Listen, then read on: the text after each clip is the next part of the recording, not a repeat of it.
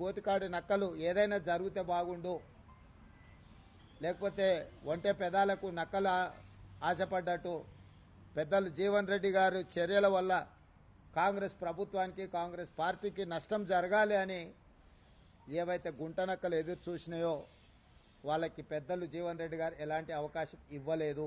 ఎందుకంటే వారి అనుభవం, కాంగ్రెస్ పార్టీ పట్ల వారికి ఉన్న కమిట్మెంట్ ఇలాంటి ఆశించే వాళ్ళకి అర్థం కాదు.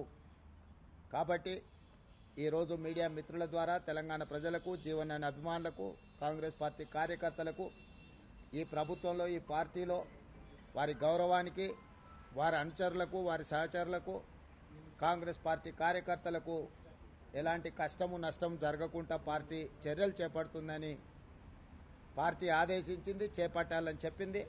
అవి తప్పకుండా అమలు చేస్తామని చెప్పి ఈ సందర్భంగా మీ ద్వారా అందరికీ తెలియజేస్తున్నాం.